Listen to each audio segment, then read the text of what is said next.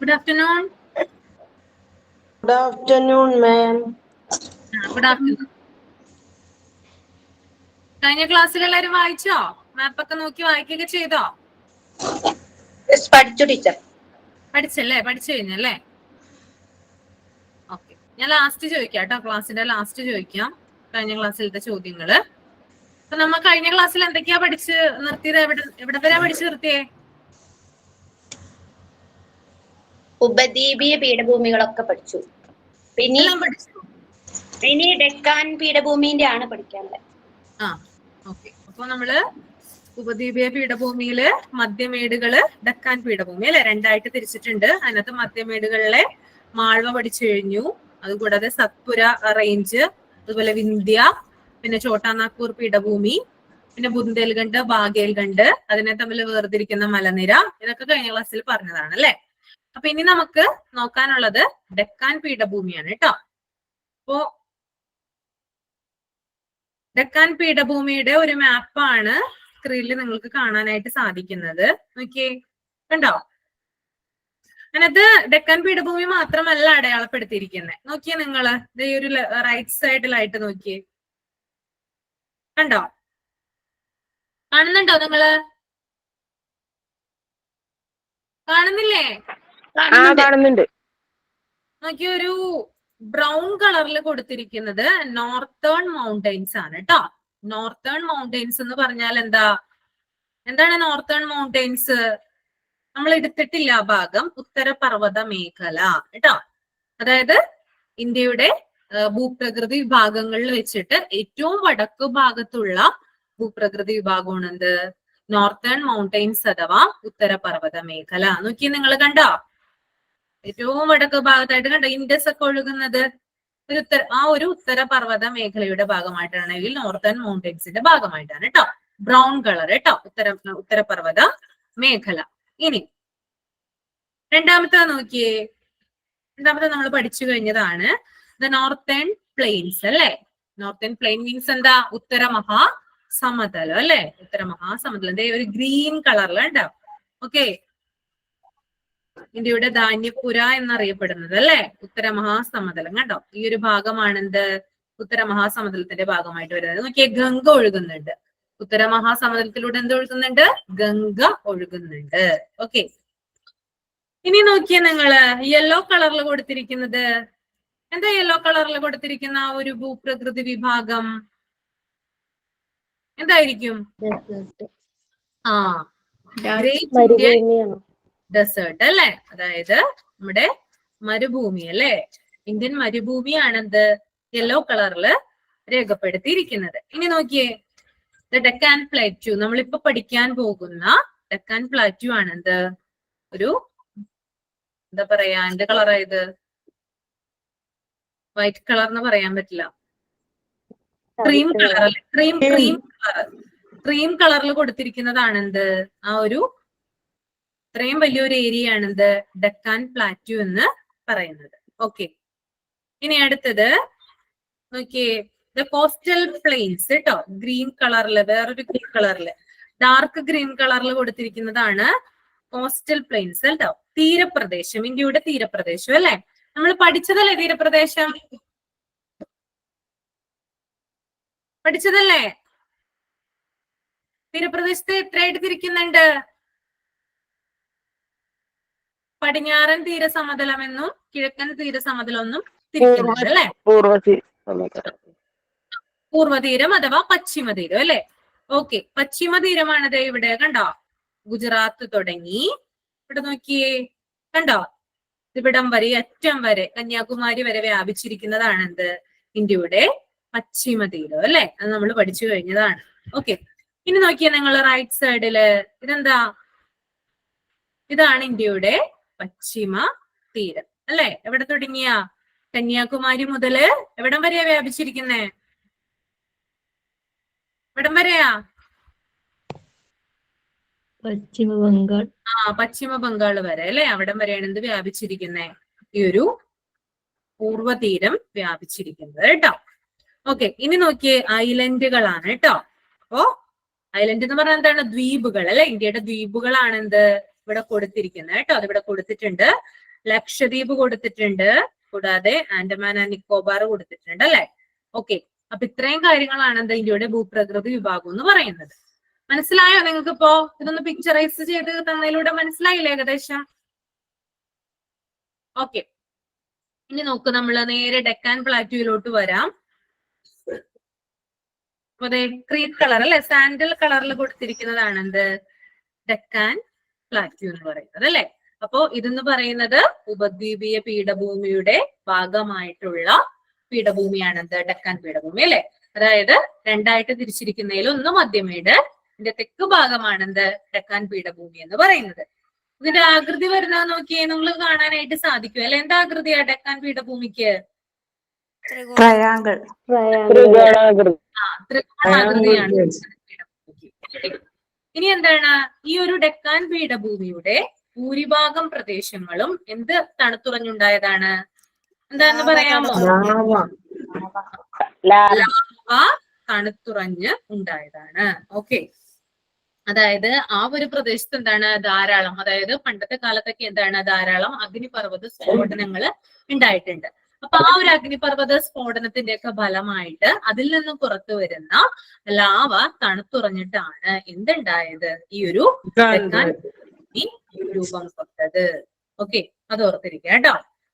ഇനി ഇതെവിടം വരെയാണ് വ്യാപിച്ചിരിക്കുന്നത് നോക്കാം. ഡെക്കാൻ പീഠഭൂമി വ്യാപിച്ചിരിക്കുന്നത് നോക്കി നമ്മള് റേഞ്ച് പഠിച്ചല്ലേ. എന്താ റേഞ്ചാ പഠിച്ച? 2 റേഞ്ച് പഠിച്ചില്ലേ? വിന്ധ്യ പഠിച്ചു, സത്പുര പഠിച്ചു അല്ലെ.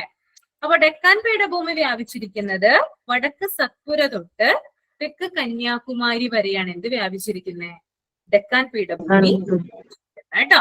വടക്ക് സത്പുര, ഓക്കെ, അത് ഓർത്തിരിക്കുക. വടക്ക് സത്പുര തൊട്ട് ഏറ്റവും നോർത്തിലുള്ളത് ഡെക്കാൻ പീഠഭൂമിയുടെ വടക്കേറ്റം എന്ന് പറയുന്നത് വിന്ധ്യയല്ല, സത്പുരയാണ് കേട്ടോ. ഡെക്കാൻ പീഠഭൂമിയുടെ വടക്കേറ്റം എന്ന് പറയുന്നത് വിന്ധ്യയല്ല, സത്പുരയാണ്. അപ്പൊ സത്പുര തൊട്ട് തെക്ക് കന്യാകുമാരി വരെ, കണ്ടോ ഈ ഒരു പോയിന്റ് കണ്ടോ, കന്യാകുമാരി വരെ ഏറ്റവും അറ്റത്തെ പോയിന്റ് കേട്ടോ, ഏറ്റവും അറ്റത്തെ പോയിന്റ് ആണ്.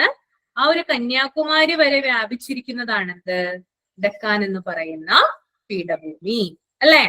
അപ്പൊ നമ്മളിപ്പോ എന്നിട്ട് 4 പോയിന്റ്സ് പറഞ്ഞു തോന്നുന്നു. ഒന്ന് പറഞ്ഞേ നിങ്ങൾ ഇത് നോക്കിയിട്ട്.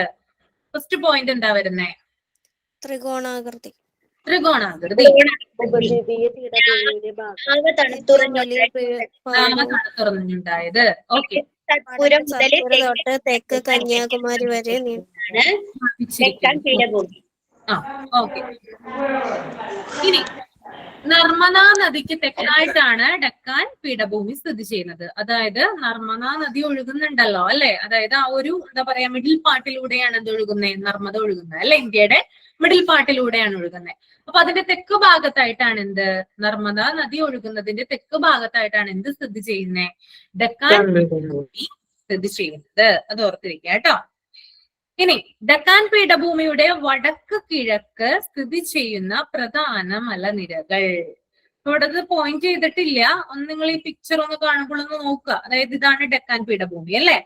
അതിനകത്ത് വടക്ക് കിഴക്ക് എന്ന് പറയുമ്പോ എന്താണ്, ഗോദാവരിയുടെ ഒക്കെ ഏറ്റവും മുകളിലായിട്ട് വരും കേട്ടോ. മുകളിലായിട്ട് ഗോദാവരി പോയിന്റ് ചെയ്തിട്ടില്ലേ, കണ്ടിട്ടില്ലേ നിങ്ങൾ, കണ്ടില്ലേ?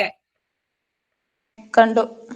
ഗോദാവരിയുടെ വടക്ക് കിഴക്കായിട്ട് എന്ത് വരും, മഹാദേവ് കുന്നുകൾ വരും, മൈക്കല നിരകൾ വരും. ഓക്കെ, അപ്പോ ഈ ഒരു എന്താ പറയാ മഹാദേവ് കുന്നുകള്, മൈക്കല നിരകളാണ്. ഇവ രണ്ടുമാണ് എന്ത്, ഡെക്കാൻ പീഠഭൂമിയുടെ വടക്ക് കിഴക്ക് സ്ഥിതി ചെയ്യുന്ന പ്രധാന മലനിരകൾ. ഓക്കെ, അത് ഓർത്ത് വെക്കുക കേട്ടോ. അപ്പോ ഗോദാവരിയുടെയൊക്കെ മുകളിലായിട്ടാണ് വരുന്നത് ഈ മഹാദേവ് കുന്നുകളും മൈക്കല മലനിരകളും. അപ്പൊ ഡെക്കാൻ പീഠഭൂമിയുടെ വടക്ക് കിഴക്ക് ഭാഗത്താണ് എന്ത് സ്ഥിതി ചെയ്യുന്നേ, മഹാദേവ് കുന്നുകളും മൈക്കല നിരകളും സ്ഥിതി ചെയ്യുന്നതെന്ന് ഓർത്തു വെക്കാം. ഓക്കെ, ഇനി നോക്കിയാൽ നിങ്ങള് സഹ്യാദ്രി, അതുപോലെ തന്നെ നീലഗിരി, ആനമലൈ, കാടമം ഹിൽസ് എന്നിവ ഡെക്കാൻ പീഠഭൂമിയുടെ ഭാഗമാണ് കേട്ടോ. അപ്പൊ എന്തൊക്കെയാണ്, സഹ്യാദ്രി, അതുപോലെ തന്നെ നീലഗിരി, ആനമലൈ, കാടമം ഹിൽസ് എന്നിവയൊക്കെ എന്താണ്, ഡെക്കാൻ പീഠഭൂമിയുടെ ഭാഗമാണ്. ഇവ പീഠഭൂമിയുടെ പടിഞ്ഞാറ് ഭാഗത്താണ് സ്ഥിതി ചെയ്യുന്നത് കേട്ടോ.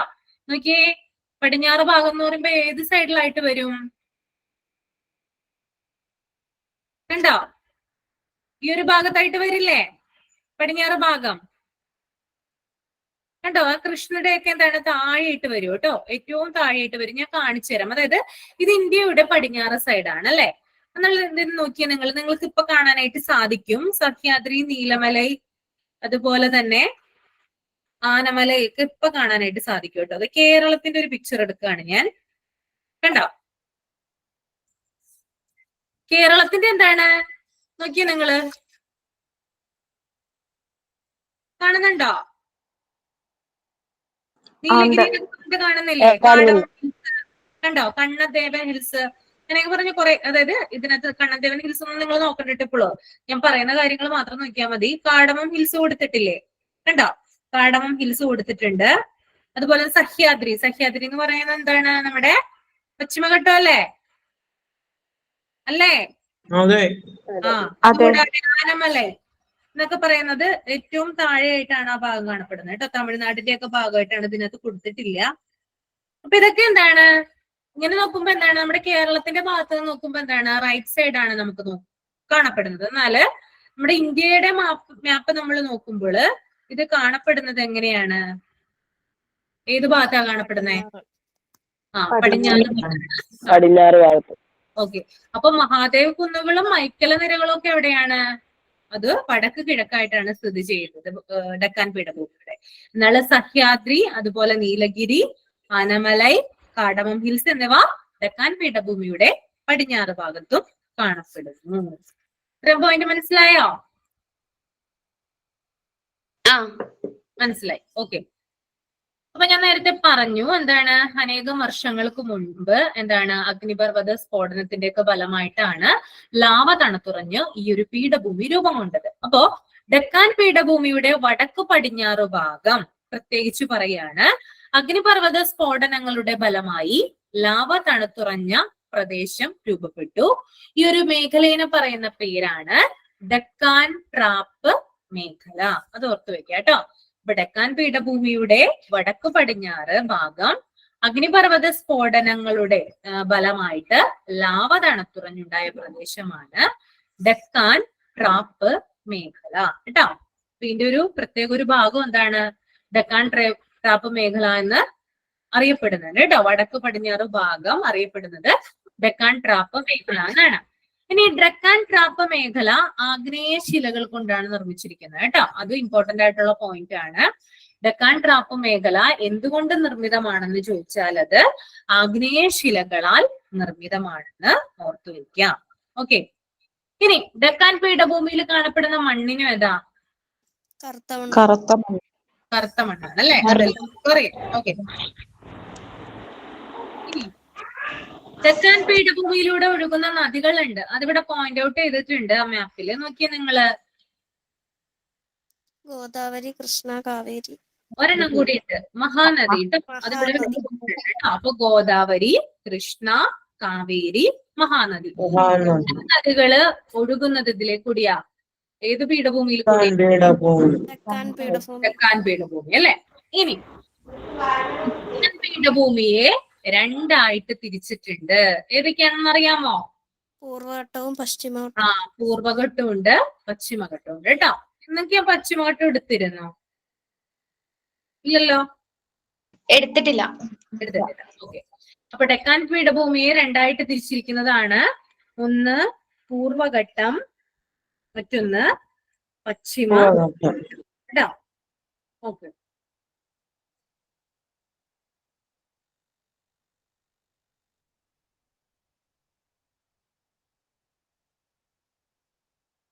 ഈ നോക്കിയേ നിങ്ങള് കേരളത്തിന്റെ മാപ്പ് നോക്കിയേ. കണ്ടോ? കാണുന്നില്ലേ? കാണാം അല്ലെ? അപ്പൊ ഇത് ഇവിടെ കൊടുത്തിട്ടുണ്ട്. പശ്ചിമഘട്ടത്തെ കുറിച്ചിട്ടാണ് കേട്ടോ പറയുന്നത്. അപ്പൊ അതിനു മുമ്പ് ഡക്കാൻ പീഠഭൂമി ഒന്നൊന്ന് പറഞ്ഞ ആരെങ്കിലും ഒന്ന് ചുരുക്കി പറഞ്ഞു ഒന്ന്. ഡക്കാൻ പീഠഭൂമി പോയിന്റ്സ് ഒന്ന് പറഞ്ഞ ഇത്രയും പറഞ്ഞത്. ത്രികോണാകൃതിയിലാണ്. ലാവ തണുത്തുറഞ്ഞുണ്ടായിട്ടുള്ള പ്രദേശമാണ് ഡക്കാൻ പീഠഭൂമി. വടക്ക് സത്പുര മുതൽ തെക്ക് കന്യാകുമാരി വരെ വ്യാപിച്ചു കിടക്കുന്നു. മഹാദേവ കുന്നുകളും മൈക്കല നിരകൾ കേട്ടോ. മൈക്കല മലനിരകൾ. അത് ഏത് ഭാഗത്താണ് മോളെ? ഫസീല ഏത് ഭാഗത്ത് സ്ഥിതി ചെയ്യുന്നു? വടക്ക് ഡെക്കാൻ കിഴക്ക്. പീഠഭൂമിയുടെ വടക്ക് കിഴക്ക് സ്ഥിതി ചെയ്യുന്നു. ആ. സഹ്യാദ്രി, നീലഗിരി, ആനമലൈ, കാഡമൻ ഹിൽസ് ഡെക്കാൻ പീഠഭൂമിയിൽ പടിഞ്ഞാറ് സ്ഥിതി ചെയ്യുന്നു. ആ ഓക്കെ. പിന്നെ നർമ്മദാ നദിക്ക് തെക്ക് ഭാഗത്തായിട്ട് കാണപ്പെടുന്നു. വടക്ക് പടിഞ്ഞാറ് ാണ് ഒഴുകുന്നത്. കറുത്ത മണ്ണ്, പിന്നെ ആഗ്നേയശിലകളുണ്ട്. പിന്നെ ഡെക്കാൻ പീഠഭൂമിയുടെ ഒരു പ്രത്യേക സ്ഥലം പറഞ്ഞില്ലേ ടീച്ചർ, ഡെക്കാൻ ട്രാപ്പ് മേഖല കേട്ടാ. അത് കിട്ടിയില്ല. അതെ, ഡെക്കാൻ പീഠഭൂമിയുടെ വടക്ക് പടിഞ്ഞാറ് ഭാഗം, അത് പ്രത്യേകിച്ച് ഓർമ്മിച്ചിരിക്കുക. ഡെക്കാൻ പീഠഭൂമി നമ്മൾ കണ്ടല്ലോ നേരത്തെ. അതിന്റെ വടക്ക് പടിഞ്ഞാറ് ഭാഗം അഗ്നിപർവ്വത സ്ഫോടനങ്ങളുടെ ഫലമായിട്ട് ലാവ തണുത്തുറഞ്ഞുണ്ടായ ഒരു പ്രത്യേക പ്രദേശമാണ്. ആ പ്രദേശത്തിനെ സ്പെസിഫൈ ചെയ്ത് പറയുന്ന പേരാണെന്ത്? ഡെക്കാൻ ട്രാപ്പ് മേഖല. ഓക്കെ.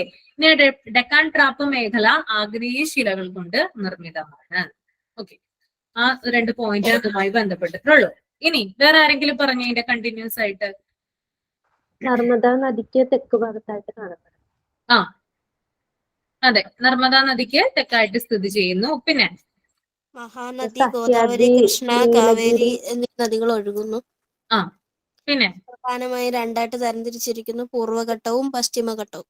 ആ ഓക്കെ, പൂർവ്വഘട്ടവും പശ്ചിമവും. ഓക്കെ, ഇനി നമുക്ക് നേരെ പശ്ചിമഘട്ടത്തിലോട്ട് വരാം. നോക്കിയേ, പശ്ചിമഘട്ടം എന്ന് പറയുന്നത് എവിടം തുടങ്ങി എവിടം വരെയാ? ഈ ഒരു മാപ്പിൽ നമുക്ക് കാണാനായിട്ട് സാധിക്കും കേട്ടോ.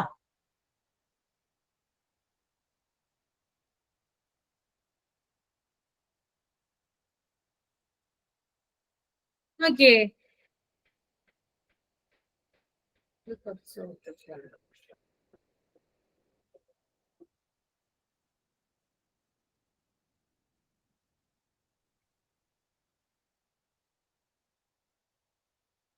ഗുജറാത്ത് തുടങ്ങിയാണ് കേട്ടോ.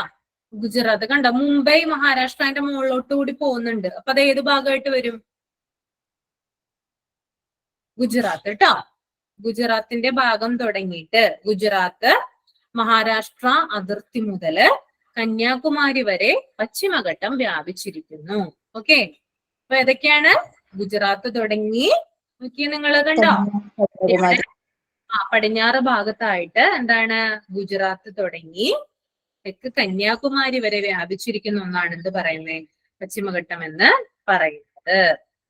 ഇതിന്റെ ശരാശരി നീളം വരുന്നത് 1600 കിലോമീറ്റർ ആണ് കേട്ടോ. ശരാശരി നീളം എത്രയാണ്? 1600 കിലോമീറ്റർ ആണ്. ഓക്കെ, അപ്പോ കടന്നു പോകുന്ന സംസ്ഥാനങ്ങൾ പറയാം. പശ്ചിമഘട്ടം കടന്നു പോകുന്ന സംസ്ഥാനങ്ങളാണ്. ഫസ്റ്റ് വൺ പറഞ്ഞ നിങ്ങളൊന്ന് പറഞ്ഞു നോക്കിയേ. First one Gujarat, Maharashtra. Third one Goa, fourth one Karnataka, Keralam, sixth one Tamil Nadu. Okay, അപ്പൊ എത്ര സംസ്ഥാനങ്ങളിലൂടെ പാസ് ചെയ്യുന്നുണ്ട്? അപ്പൊ നമ്മൾ എത്ര സംസ്ഥാനങ്ങളാ പറഞ്ഞേ? 6 അല്ലെ? അപ്പൊ 6 സംസ്ഥാനങ്ങളിലൂടെയാണ് എന്ത് കടന്നു പോകുന്നേ? പശ്ചിമഘട്ടം കടന്നു പോകുന്നത്. ഓക്കെ, അപ്പോ ഗുജറാത്ത് തുടങ്ങിയിട്ട് കന്യാകുമാരി വരെ വ്യാപിച്ചിരിക്കുന്ന ഒന്നാണ് പശ്ചിമഘട്ടം. ഇതിന്റെ ശരാശരി നീളം എന്ന് പറയുന്നത് 1600 കിലോമീറ്റർ. ഗുജറാത്ത്, മഹാരാഷ്ട്ര, ഗോവ, കർണാടക, കേരളം, തമിഴ്നാട് എന്നിങ്ങനെ 6 സംസ്ഥാനങ്ങളിലൂടെ പശ്ചിമഘട്ടം കടന്നു പോകുന്നു. ഓക്കെ, ഇത്രയും പോയിന്റ് കിട്ടിയില്ലേ? ഇനി ഒന്നും കൂടി പറയണോ ആർക്കെങ്കിലും? വേണ്ടല്ലോ, കിട്ടിയില്ലേ? ഒന്നുകൂടി അതായത് നമ്മുടെ പശ്ചിമഘട്ടം എന്ന് പറയുന്നത് ഡെക്കാൻ പീഠഭൂമിയെ 2ആയിട്ട് തിരിച്ചിരിക്കുന്നതാണ്. ഒന്ന് പശ്ചിമഘട്ടവും ഒന്ന് പൂർവ്വഘട്ടവും. ഓക്കെ, ആ പോയിന്റിലാണ് നമ്മൾ നിർത്തിയത്. എന്നിട്ട് പശ്ചിമഘട്ടം സ്റ്റാർട്ട് ചെയ്യുന്നത് ഗുജറാത്ത് തുടങ്ങിയിട്ട് കന്യാകുമാരി വരെയാണ്. ഇതിന്റെ ഏകദേശ നീളം എന്ന് പറയുന്നത് നോക്കിയാൽ നിങ്ങൾ കണ്ടോ, ഇതിന്റെ ശരാശരി നീളം എന്ന് പറയുന്നത് ആ ഒരു പച്ച കളറിൽ വരച്ചിരിക്കുന്ന കണ്ടോ താഴേക്ക് പോകുന്നത്. അതിന്റെ നീളം എന്ന് പറയുന്നത് 1600 കിലോമീറ്റർ ആണ് ടോട്ടൽ ലെങ്ത് വരുന്നത് കേട്ടോ. ഇനി ഇത് 6 സംസ്ഥാനങ്ങളിലൂടെ കടന്നു പോകുന്നു. ഇന്ത്യയില് പശ്ചിമഘട്ടം കടന്നു പോകുന്ന സംസ്ഥാനങ്ങൾ എന്ന് പറയുന്നത് ഒന്ന് ഗുജറാത്ത് ആണ്. നോക്കിയേ നിങ്ങൾ കണ്ടോ, ഈ മുംബൈയുടെ മുകളിലോട്ട് പോകുന്നുണ്ടല്ലേ ഒരു പച്ച കളർ കണ്ടില്ലേ? അതേത് ഭാഗമാ? ഗുജറാത്തിന്റെ ഭാഗമാണ് കേട്ടോ. അപ്പൊ ഗുജറാത്ത് തുടങ്ങി നോക്കിയതേ മഹാരാഷ്ട്ര, ഗോവ, കണ്ടോ ഗോവ, പിന്നെന്താ കർണാടക, കണ്ടോ കർണാടക, പിന്നെ ഒന്ന് മ്യൂട്ട് ചെയ്യാൻ പറയോ? ആരാ ധന്യ ഒന്ന് മ്യൂട്ട് ചെയ്യോ? ആ കർണാടക വേറെ ആരോ എടുത്ത് വെച്ചിട്ടുണ്ട്. ആരെങ്കിലും മ്യൂട്ട് ഇത് ഒന്ന് മ്യൂട്ട് ചെയ്ത് വെച്ചേ, ആരെങ്കിലും ഇതോണാണെങ്കില്. ഓക്കെ, ക്ലിയർ ആണോ? ഓക്കെ, ക്ലിയർ ആയി. അപ്പൊ കർണാടക കണ്ടോ, പിന്നെ ഏതാണിത് കേരള, കണ്ടോ കേരള, പിന്നെ ഏതാണിത് തമിഴ്നാട്, കണ്ടോ. അപ്പൊ ഊട്ടി മൂന്നാറൊക്കെ കിടക്കുന്നുണ്ടോ? ഇതൊക്കെ എന്തിന്റെ ഭാഗമാ? നമ്മുടെ പശ്ചിമഘട്ടത്തിലാണ് എന്ത് സ്ഥിതി ചെയ്യുന്നത്? ഊട്ടിയും മൂന്നാറും ഒക്കെ സ്ഥിതി ചെയ്യുന്നത് അല്ലെ. നമ്മൾ പോകുന്നതാണല്ലോ, ടൂറൊക്കെ പോകുന്നതല്ലേ ഇവിടെ. അതെവിടെ എന്തിന്റെ ഭാഗമാ? പശ്ചിമഘട്ടത്തിന്റെ ഭാഗമാണ്. അതുകൊണ്ടാണ് അവിടെ നല്ല ഭംഗി കാണാൻ അല്ലെ. ടൂറിസ്റ്റ് പ്ലേസ് ആണല്ലേ ഊട്ടിയും മൂന്നാറും ഒക്കെ. ഓക്കെ, അപ്പോ 6 സംസ്ഥാനങ്ങളിലൂടെ കടന്നു പോകുന്നു പറഞ്ഞു. ഗുജറാത്ത്, മഹാരാഷ്ട്ര, ഗോവ, കർണാടക, കേരളം, തമിഴ്നാട്. ഓക്കെ, ഇനി പറയണ്ടല്ലോ? വേണ്ട. ഇനി നോക്കിയ നിങ്ങള് അടുത്തത് അറബിക്കടലിന് സമാന്തരമായിട്ട് സ്ഥിതി ചെയ്യുന്ന പർവ്വതനിരയാണിത് പശ്ചിമഘട്ടം എന്ന് പറയുന്നത്. കണ്ടോ അറബിക്കടലല്ലേ ഇപ്പൊ കണ്ടോ ലെഫ്റ്റ് സൈഡ് കണ്ടോ വൈറ്റ് കളറില് അറബിക്കടലാണ് കേട്ടോ. ആ അറബിക്കടലിന് എന്താണ് സമാന്തരമായിട്ട് സ്ഥിതി ചെയ്യുന്ന പാരലൽ ആയിട്ട് സ്ഥിതി ചെയ്യുന്ന പർവ്വതനിരയാണിത് പശ്ചിമഘട്ടം എന്ന് പറയുന്നത്. ഓക്കെ, അത്രയാണ് ഒരു ഫിസിക്കൽ ആയിട്ടുള്ള ഫീച്ചേഴ്സ് അതിന്റെ. ഇനി അടുത്തത് പറയാനുള്ളത് യുനെസ്കോയുടെ ലോക പൈതൃക പട്ടികയിൽ പശ്ചിമഘട്ടത്തെ ഉൾപ്പെടുത്തിയ ഡേറ്റ് ചോദിക്കാറുണ്ട്. ആ ഡേറ്റ് ആർക്കെങ്കിലും അറിയാമോ? 2012 ജൂലൈ 1. ജൂലൈ 1 അല്ലേ. ഓക്കെ, ഇനി പശ്ചിമഘട്ടത്തിലെ ഏറ്റവും ഉയരം കൂടിയ കൊടുമുടി, ഇപ്പൊ ഈ കാണുന്ന ഈ ഒരു പശ്ചിമഘട്ടത്തില്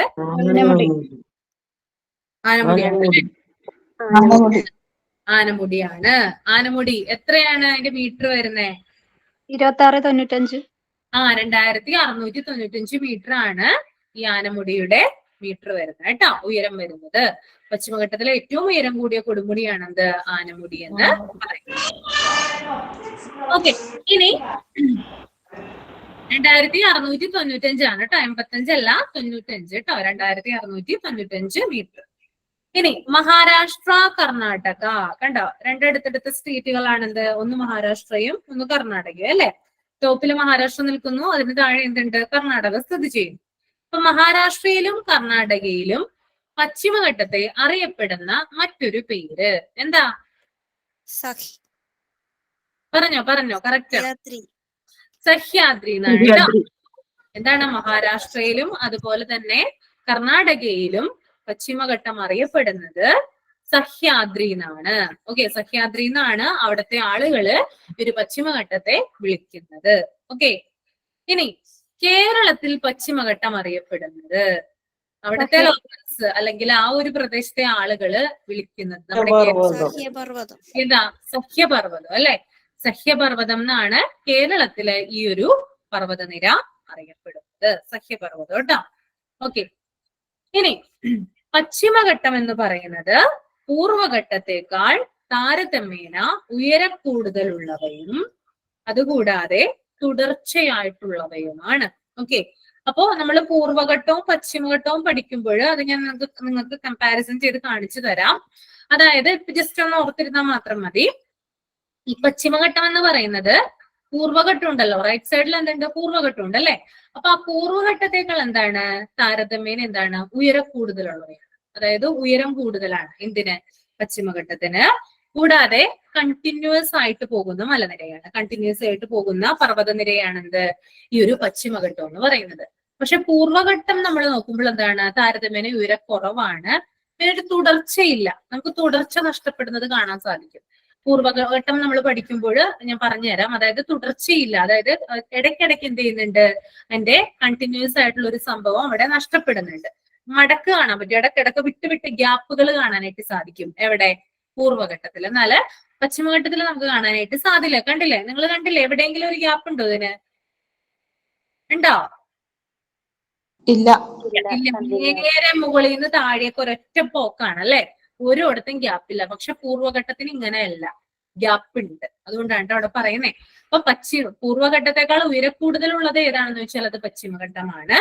പൂർവ്വഘട്ടത്തെക്കാള് തുടർച്ചയായി പോകുന്നത് ഏതാണെന്ന് ചോദിച്ചാൽ അത് പശ്ചിമഘട്ടം ആണ്. ഓക്കെ, ഇനി ഇതിന്റെ വേറൊരു പ്രത്യേകത എന്ന് വെച്ചാല് വടക്ക് നിന്ന് തെക്കോട്ട് പോകും തോറും എന്താ ചെയ്യുന്നത് ഒന്ന് പറഞ്ഞാലെങ്കിലും. ഈ മാപ്പ് നോക്കിയിട്ടൊന്ന് പറഞ്ഞേ. വടക്ക് നിന്ന് തെക്കോട്ട് പോകും തോറും ഇതിന്റെ ഉയരം എന്തായിട്ടാ വരുന്നത്? ഉയരം ഇതിന്റെ വർദ്ധിച്ചാ വരുന്നത്. നിങ്ങൾക്ക് ഗ്രാഫ് മാപ്പ് കണ്ടാൽ മനസ്സിലാകും. കണ്ടോ, വടക്ക് നിന്ന് തെക്കോട്ട് സൗത്തിലേക്ക് പോകും തോറും ഇതിന്റെ ഉയരത്തിൽ എന്ത് ചെയ്യുന്നുണ്ട്? വ്യത്യാസം വരുന്നുണ്ട്. അതായത് ഇതിന്റെ ഉയരം എന്ത് ചെയ്യുന്നുണ്ട്? കണ്ട, ഈ ഭാഗത കർണാടകയുടെ ഭാഗം, അതുപോലെ ഊട്ടി, മൂന്നാർ, തമിഴ്നാട് ആ ഭാഗമൊക്കെ വരുമ്പോ എന്താ കാണുന്നേ? ഉയരത്തിന് എന്താ സംഭവിക്കുന്നേ?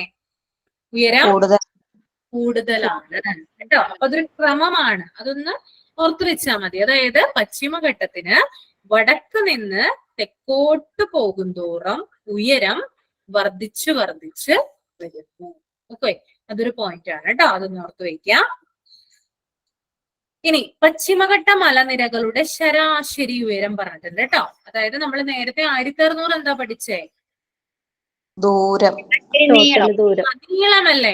നീളമാണ് എന്ത്? 1600 എന്ന് പറയുന്നത്. ഇനി ഇതിന്റെ ഉയരം പഠിക്കണ്ടേ? ഇതിനൊരു ആവറേജ് ആയിട്ടുള്ള ഒരു ഉയരമുണ്ട്. അതിന്റെ ഉയരം എന്ന് പറയുന്നത് 150 മീറ്റർ ആണ് കേട്ടോ. പശ്ചിമഘട്ടത്തിന്റെ ശരാശരി ഉയരം എന്ന് പറയുന്നത് എന്താണ്? 150 മീറ്റർ ആണെന്ന് ഓർത്തിരിക്കുക. അപ്പൊ ശരാശരി നീളം എത്രയാണ്? ശരാശരി നീളം 1600 കിലോമീറ്റർ അല്ല വ്യാപിക്കുന്നത്. ഇനി എന്റെ ഉയരം എത്രയാണ്? 150 മീറ്റർ. അപ്പൊ ഞാനൊന്ന് ചോദിക്കട്ടെ, എത്ര സ്റ്റേറ്റിലൂടെ കടന്നു പോകുന്നുണ്ട്? 6 സ്റ്റേറ്റിലൂടെ അല്ലേ? ഓക്കെ, ഏതൊക്കെയാണ് സ്റ്റേറ്റ്സ്? ഗുജറാത്ത്, മഹാരാഷ്ട്ര, ഗോവ, കേരളം, തമിഴ്നാട്, കേരളം. ഓക്കെ, അറബിക്കടൽ എന്തായിട്ടാണ് ഇത് സ്ഥിതി ചെയ്യുന്നത്? കടലിന് സമാന്തരമായിട്ട്. ഓക്കെ, ഇതിന്റെ ലോക പൈതൃക പട്ടികയിൽ യുനെസ്കോ ഇതിനെ ഉൾപ്പെടുത്തിയത് എന്നാ? 2012 ജൂലൈ 1. 2012 ജൂലൈ 1 അല്ലേ? നീളം എത്രയാ വരുന്നേ? നീളം 1600 കിലോമീറ്റർ. ഇനി ഉയരമാണെങ്കിലോ? 150 മീറ്റർ കേട്ടോ. ഉയരം വരുമ്പോൾ മീറ്ററിലാണ് പറയാ. ഇനി പശ്ചിമഘട്ടത്തിലെ ഏറ്റവും ഉയരം കൂടിയ കൊടുമുടി ഏതാ? അതിന്റെ ഉയരം എത്രയാ? 2695 മീറ്റർ അല്ലേ? ഓക്കെ, ഇനി മഹാരാഷ്ട്രയിലും കർണാടകയിലും ഏത് പേരിലായി ഒരു പശ്ചിമഘട്ടം അറിയപ്പെടുന്നേ?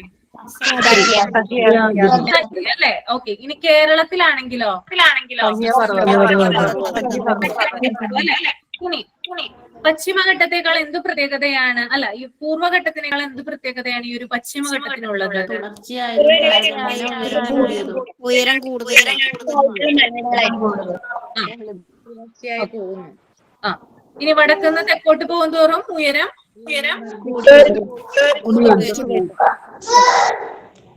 ഇനി എല്ലാവരും മ്യൂട്ട് ചെയ്തേ. മ്യൂട്ട് ചെയ്തോ രേവതി. ഇനി അടുത്തത് പറയാൻ പോകുന്നത് ആനമുടിയാണ്. ശ്രദ്ധിച്ചിരിക്കുക കേട്ടോ. ആനമുടി ഒന്നും കൂടി പറയോ? ഇപ്പൊ പറഞ്ഞേ ഏതാ? ഷിംന ഉണ്ടായിരുന്നില്ലേ ക്ലാസ്സില്? ഇല്ല, ഇപ്പഴാ വന്നത്. അതായത് ഞാൻ പശ്ചിമഘട്ടമാണ് ഇപ്പൊ പറഞ്ഞു തുടങ്ങിയത് കേട്ടോ. അപ്പൊ പശ്ചിമഘട്ടത്തിന്റെ ഒരു പിക്ചറാണ് ഇവിടെ കൊടുത്തിരിക്കുന്നത്. കണ്ടോ? പശ്ചിമഘട്ടം വ്യാപിച്ചിരിക്കുന്നത് ഗുജറാത്ത് തുടങ്ങി കന്യാകുമാരി വരെയാണ് കേട്ടോ. വടക്ക് ഗുജറാത്ത് തുടങ്ങി തെക്ക് കന്യാകുമാരി വരെയാണ് പശ്ചിമഘട്ടം വ്യാപിച്ചിരിക്കുന്നത്. ഇതിന്റെ ലെങ്ത് എന്ന് പറയുന്നത് 1600 കിലോമീറ്റർ ആണ്. ഇതിന്റെ ഉയരം, ശരാശരി ഉയരം എന്ന് പറയുന്നത് 150 മീറ്റർ ആണ്. പിന്നെ 6 സംസ്ഥാനങ്ങളിലൂടെയാണ് ഇത് പാസ് ചെയ്യുന്നത്. ഗുജറാത്ത്, മഹാരാഷ്ട്ര, ഗോവ, കർണാടക, തമിഴ്നാട്. ഓക്കെ. പിന്നെ വേറൊരു പ്രത്യേകത, അറബിക്കടലിന് സമാന്തരമായിട്ട് എന്ത് ചെയ്യുന്നുണ്ട്, സ്ഥിതി ചെയ്യുന്നതാണ് എന്ത്, ഈ ഒരു പർവ്വതനിര എന്ന് പറയുന്നത്. പിന്നെ യുനെസ്കോയുടെ ലോക പൈതൃക പട്ടികയിൽ ഇതിനെ ഉൾപ്പെടുത്തിയ ഡേറ്റ് 2012 ജൂലൈ 1 അത് ഓർത്തിരിക്കാം. പിന്നെ പശ്ചിമഘട്ടത്തിലെ ഏറ്റവും ഉയരം കൂടിയ കൊടുമുടി എന്ന് പറയുന്നതാണ് എന്ത്, ആനമുടി. അതിന്റെ ഉയരം 2695 മീറ്റർ ആണ്. ഓക്കെ. ഇനി പശ്ചിമഘട്ടം മഹാരാഷ്ട്രയിലും കർണാടകയിലും അറിയപ്പെടുന്ന പേര് സഹ്യാദ്രി എന്നാണ്. ഓക്കെ, മനസ്സിലാവണ്ടോ? സഹ്യാദ്രി എന്നാണ് ഈ ഒരു പശ്ചിമഘട്ടം മഹാരാഷ്ട്രയിലും കർണാടകയിലും അറിയപ്പെടുന്നത്. ഇനി പശ്ചിമഘട്ടം കേരളത്തിൽ അറിയപ്പെടുന്നത് സഹ്യപർവ്വതം എന്നാണ്. പിന്നെ പശ്ചിമഘട്ടം പൂർവ്വഘട്ടത്തെക്കാൾ എന്താണ്, താരതമ്യേന ഉയരക്കൂടുതലുള്ളവയും തുടർച്ചയുള്ളവയുമാണ്. അതായത് നമ്മൾ ഇതിനകത്ത് നോക്കുമ്പോൾ കാണാനായിട്ട് സാധിക്കും എന്താണ്, ഇതിന് ഉയരക്കൂടുതലുണ്ട്. പിന്നെ എന്താണ്, ഇത് കണ്ടിന്യൂസ് ആയിട്ടുള്ളൊരു പർവ്വതനിരയാണ്. എവിടെയും എന്ത് വരുന്നില്ല, ഗ്യാപ്പ് വരുന്നില്ല. എന്നാൽ പൂർവ്വഘട്ടത്തിൽ നമ്മൾ നോക്കുമ്പോൾ ഇടയ്ക്കിടയ്ക്ക് എന്ത് ചെയ്യുന്നുണ്ട്, മുറിഞ്ഞു പോകുന്നുണ്ട് പൂർവ്വഘട്ടം കേട്ടോ, ഗ്യാപ്പ് വരുന്നുണ്ട്. പക്ഷെ ആ ഒരു പ്രോസസ്സ് എവിടെ കാണാനായിട്ട് സാധിക്കില്ല, പശ്ചിമഘട്ടത്തിൽ കാണാനായിട്ട് സാധിക്കില്ല. പിന്നെ വടക്ക് നിന്ന് തെക്കോട്ട് പോകും തോറും ഇതിന്റെ ഉയരം വർദ്ധിച്ചാണ് വരുന്നത്. ഊട്ടി മൂന്നാറൊക്കെ എടുത്ത് നോക്കിയാൽ കണ്ടോ, സ്പെസിഫൈ ചെയ്ത് പോയിന്റ് ചെയ്തിട്ടില്ലേ, കണ്ടോ, അതൊക്കെ കണ്ടാൽ അറിയാൻ പറ്റും. കണ്ടോ, ഉയരം കൂടുതൽ വരുന്നത് കണ്ടോ. അപ്പോ വടക്ക് ഭാഗത്ത് നമുക്ക് അങ്ങനെ ഉയരം കൂടുതൽ കാണാനായിട്ട് സാധിക്കില്ല. ഏകദേശം ഒരേ റേഞ്ചിലാണ് ഉയരം പോകുന്നത്. എന്നാൽ തെക്കോട്ട് വരുന്തോറും എന്താ ചെയ്യുന്നത്, ഇതിന്റെ ഉയരം വർദ്ധിച്ചാണ് വരുന്നത്. ഇത്രയും പോയിന്റ് ആണ് കേട്ടോ. ഓക്കെ. ഈ ആവറേജ് ഹൈറ്റ് 1200 അല്ലേ? എന്തിന്റെ, പശ്ചിമഘട്ടത്തിന്റെ? അങ്ങനെ ഒരു ഫാക്ട് വായിച്ചതുപോലെ തോന്നി. അതെ, പശ്ചിമഘട്ടം മലനിരകളുടെ ശരാശരി ഉയരം 150 മീറ്റർ എന്നാണ് കൊടുത്തിരിക്കുന്നത്. അല്ല മാം, 1200 മീറ്റർ. 1200. കേരളത്തിൽ അതിന്റെ ശരാശരി ഉയരം 900 മീറ്റർ ഉണ്ട്. ആണല്ലേ? കേരളത്തിൽ തന്നെ 900 മീറ്റർ ഉണ്ട്. 1200 മീറ്റർ ആണ്. അപ്പൊ ടോട്ടൽ 1200. ഒന്ന് കൺഫേം ചെയ്തിട്ട് പറയണേ. അത് കൺഫേം ചെയ്തിട്ട് പറയാട്ടോ, ആരും പഠിക്കണ്ട കേട്ടോ. ഇപ്പൊ പലതായിട്ടായിരിക്കും ചിലപ്പോ കൊടുത്തിരിക്കുന്നത്. കൺഫേം ചെയ്തിട്ട് പഠിച്ചാൽ മതി. ടെക്സ്റ്റ് ബുക്കിലല്ല 1200 അറ്റാണ്. 1200 വെച്ചിട്ടാണല്ലേ ഉയരം വരുന്നത്? ഞാൻ പഠിച്ച ഒരു ഓർമ്മയില് 1200 ആണെന്ന് തോന്നുന്നു. ആണല്ലേ? അതിപ്പോ പഠിക്കണ്ട കേട്ടോ നാളെ ആരും. പിന്നെ പഠിച്ചാൽ മതി. ഇനി നമുക്ക് ആനമുടിയിലേക്ക് വരാം കേട്ടോ. ആനമുടിയിലേക്ക് വരാം. ആനമുടി എന്ന് പറയുന്നത് ഒന്ന് പോയിന്റ് ചെയ്ത് വെക്കട്ടെ കേട്ടോ. ആനമുടി എന്ന് പറയുന്നത് പശ്ചിമഘട്ടത്തിലെ ഏറ്റവും ഉയരം കൂടിയ കൊടുമുടിയാണ്. ആനമുടി എന്ന് പറയുന്നത് പശ്ചിമഘട്ടത്തിലെ ഏറ്റവും ഉയരം കൂടിയ കൊടുമുടിയാണ്. കേരളത്തിലെ ഏറ്റവും ഉയരം കൂടിയ കൊടുമുടിയാണ് കേട്ടോ. കേരളത്തിലെ ഏറ്റവും ഉയരം കൂടിയ കൊടുമുടിയാണ്. പിന്നെ ഉപദ്വീപീയ പീഠഭൂമിയിലെ ഏറ്റവും ഉയരം കൂടിയ കൊടുമുടിയാണ്. പിന്നെ എന്താണ്, ദക്ഷിണേന്ത്യയിലെ ഏറ്റവും ഉയരം കൂടിയ കൊടുമുടിയാണ്. പശ്ചിമഘട്ടത്തിന് പല സവിശേഷതകളുണ്ട്. ഒന്നാമത്തേത്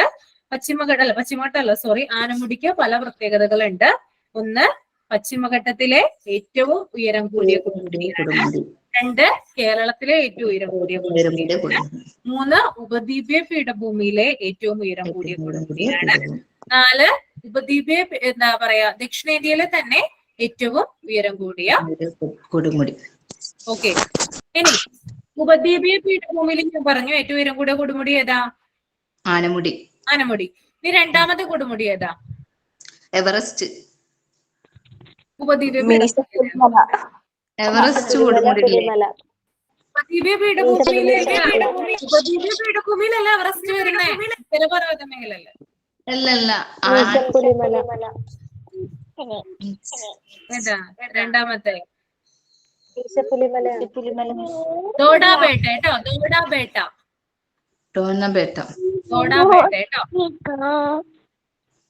ദോഡാബേട്ടയിലാണ്. കുറച്ചാൾക്കാർ മ്യൂട്ട് ചെയ്യാൻ പറയാം, ഒന്ന് മനസ്സിലാവും. മ്യൂട്ട് ചെയ്യട്ടോ, എല്ലാവരും മ്യൂട്ട് ചെയ്യും. ഞാനാണ് പറഞ്ഞത് മ്യൂട്ട് ചെയ്യാൻ പറഞ്ഞത്. സോറി. എല്ലാവരും ഒന്ന് മ്യൂട്ട് ചെയ്യട്ടോ, ഞാൻ പറയട്ടെ, എന്നിട്ട് നിങ്ങൾ പറഞ്ഞാൽ മതി കേട്ടോ. ഓക്കെ, എന്തെങ്കിലും ഉണ്ടെങ്കിൽ കമന്റ് ചെയ്താൽ മതി. ഓക്കെ. അപ്പൊ ഉപദ്വീപീയ പീഠഭൂമിയിലെ ഉയരമേറിയ രണ്ടാമത്തെ കൊടുമുടി എന്ന് പറയുന്നത് ദോഡാബേട്ടയാണ് കേട്ടോ. ദോഡാബേട്ട. എല്ലാവരും ഒന്ന് മ്യൂട്ട് ചെയ്യൂ, എക്കോ വരുന്നുണ്ട്, ഡിസ്റ്റർബൻസ് വരുന്നുണ്ട് കേട്ടോ. ആരും പറയണ്ട. ഇപ്പൊ ഞാൻ പറഞ്ഞു കഴിഞ്ഞിട്ട് ഞാൻ ചോദിക്കുമ്പോ പറഞ്ഞാൽ മതി.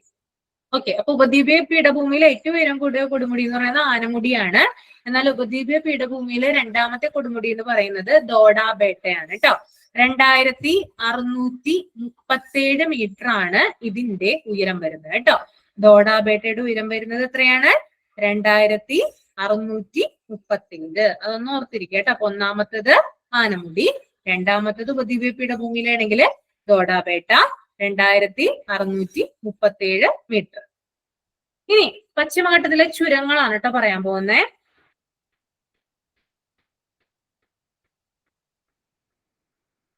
പശ്ചിമഘട്ടത്തിലെ ചുരങ്ങള് ഒന്ന് താൽഗട്ട് ചുരമാണ്. നിങ്ങൾക്ക് അറിയാമോ താൽഗട്ട് ചുരം ഏതുമായിട്ടാ ബന്ധിപ്പിക്കുന്നതെന്ന്? താൽഗട്ട് നാസിക് മുംബൈ. നാസിക് മുംബൈ അല്ലെ? നാസിക് മുംബൈ നോക്കിയാൽ നിങ്ങൾ കണ്ടോ? നാസിക് മുംബൈ ഇവയെ തമ്മിൽ ബന്ധിപ്പിക്കുന്നതാണ് എന്ത്?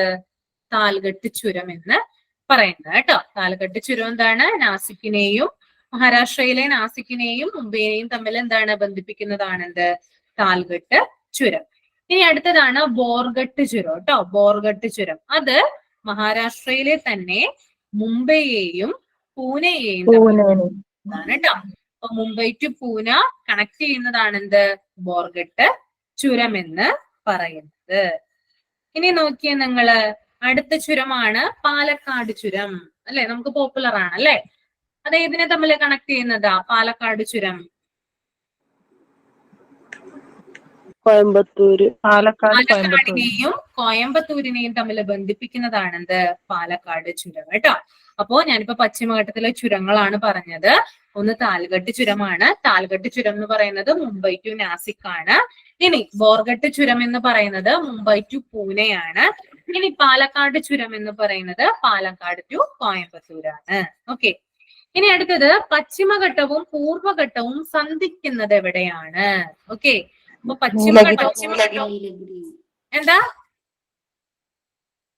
എന്തെങ്കിലും പറഞ്ഞോ? നീലഗിരി. ഓക്കെ. പശ്ചിമഘട്ടവും പൂർവ്വഘട്ടവും സന്ധിക്കുന്ന സ്ഥലം ഏതാണെന്ന് ചോദിച്ചാൽ അത് നീലഗിരിയാണ്. ഓക്കെ. ഇനി നീലഗിരി മലയിലെ ആദിവാസി വിഭാഗത്തിനൊരു പേരുണ്ട്. ഏതാണെന്ന് അറിയാമോ ആർക്കെങ്കിലും? നമ്മുടെ നീലഗിരി ഉണ്ടല്ലോ, അതായത് പശ്ചിമഘട്ടവും പൂർവ്വഘട്ടവും ഒക്കെ സന്ധിക്കുന്ന ഒരു സ്ഥലമാണ് നീലഗിരി എന്ന് പറയുന്നത്. ആ നീലഗിരിയില്, അതായത് ആ നീലഗിരി മലയില് ഒരു ആദിവാസി വിഭാഗമുണ്ട്. പ്രത്യേക ഒരു തോടർ കേട്ടോ. തോടരാണ് നീലഗിരി മലയിലെ ആദിവാസി വിഭാഗത്തിന്റെ പേര്. തോടർ എന്നാണ് കേട്ടോ. അതൊന്ന് ഓർത്തിരിക്കുക. ഇനി പശ്ചിമഘട്ടത്തിന്റെ പരിസ്ഥിതി സംരക്ഷണത്തെ കുറിച്ച് പഠിക്കാൻ കേന്ദ്ര സർക്കാർ നിയോഗിച്ച കമ്മിറ്റി ഏതാ? മാധവ് ഗാഡ്ഗിൽ. മാധവ് ഗാഡ്ഗിൽ കമ്മിറ്റി. അപ്പോ പശ്ചിമഘട്ടത്തിന്റെ പരിസ്ഥിതി സംരക്ഷണത്തെ കുറിച്ച് പഠിക്കാൻ വേണ്ടിയിട്ട് കേന്ദ്ര സർക്കാർ നിയോഗിച്ച കമ്മിറ്റിയുടെ പേരെന്താണ്? അത് മാധവ് ഗാഡ്ഗിൽ കമ്മിറ്റി എന്നാണ്. അപ്പൊ അതിന്റെ തലവൻ ആരാ? സ്പീഡ് ഉണ്ടോ? സ്പീഡ് കൂടുതലാണോ? സ്പീഡ് കുറച്ചല്ലേ പറയുന്നേ? സ്പീഡ് കൂടുതലുണ്ടോ ആർക്കെങ്കിലും? സ്പീഡ് ഉണ്ട്. ഉണ്ടെന്നാണോ ഇല്ലെന്നാണോ? എഴുതാൻ കിട്ടുന്നില്ല. എഴുതാൻ കിട്ടുന്നില്ല. നിങ്ങൾക്ക് നോട്ട് ഇവിടെ നിന്ന് തരുമല്ലോ, അതാ ഞാനിങ്ങനെ ഇതായിട്ട് പറയുന്നേട്ടോ. നോട്ട് അങ്ങനെ തരുമ്പോ നമ്മൾക്ക് ചില സമയം ടൈം അഡ്ജസ്റ്റ് ചെയ്ത് പഠിക്കുന്ന. അപ്പൊ മിസ് പറയുമ്പോ എഴുതിക്കാൻ അത് ഓൾറെഡി പഠിച്ചില്ലേ? എനിക്ക് പിന്നെ രണ്ടാമത് എഴുതാൻ സമയം ഇല്ലല്ലോ. രണ്ടാമത് പിന്നെ എഴുതലില്ല നമ്മള്. ടീച്ചറെ കൂടി എഴുതുമ്പോ അതങ്ങനെ പഠിക്കല. ഇപ്പൊ കൂടിയതാണ്. Okay okay okay. ഞാനെന്നാ കുറയ്ക്കാം. ഏതാ ഇപ്പൊ എഴുതണത്? ഏതാ നിങ്ങള്? എനിക്ക് അറിയില്ല കേട്ടോ നിങ്ങൾ എഴുതണ കാര്യം. ഏതാ എഴുതുന്നേ? നീലഗിരി. നീലഗിരി എഴുതിയോ? പശ്ചിമഘട്ടവും പൂർവ്വഘട്ടവും സന്ധിക്കുന്നത് എഴുതി? ആദിവാസി ഭാഗം എഴുതിയോ?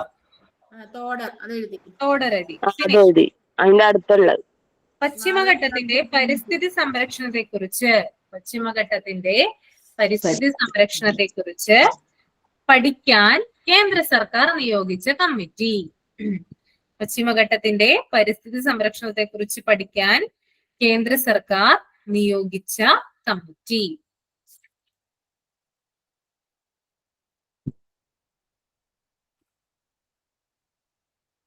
ഏത് കമ്മിറ്റിയാ? നിങ്ങൾ പറഞ്ഞതാണ് അല്ലെ, മാധവ് ഗാഡ്ഗിൽ കമ്മിറ്റി. മാധവ് ഗാഡ്ഗിൽ കമ്മിറ്റി. ഇനി ഈ മാധവ് ഗാഡ്ഗിൽ കമ്മിറ്റിക്ക് ഒരു ചെയർമാൻ ഉണ്ട് അല്ലെ, ഒരു തലവനുണ്ട്. ആളുടെ പേരെന്താ? Professor Madhav Gadgil. Okay, very good. Professor Madhav Gadgil കേട്ടോ. അപ്പൊ അത് എഴുതാം. മാധവ് ഗാഡ്ഗിൽ കമ്മീഷന്റെ തലവൻ. മാധവ് ഗാഡ്ഗിൽ കമ്മീഷന്റെ തലവൻ പ്രൊഫസർ മാധവ് ഗാഡ്ഗിൽ. ഓക്കെ, അദ്ദേഹത്തിനെ അപ്പോയിന്റ് ചെയ്തത്, അതായത് കമ്മീഷൻ തലവനായിട്ട് അപ്പോയിന്റ് ചെയ്തത് 2009 കേട്ടോ. 2009 അദ്ദേഹത്തിനെ ഈ ഒരു ദൗത്യത്തിന്റെ ഭാഗമാക്കിയത്. ഓക്കെ, 2009.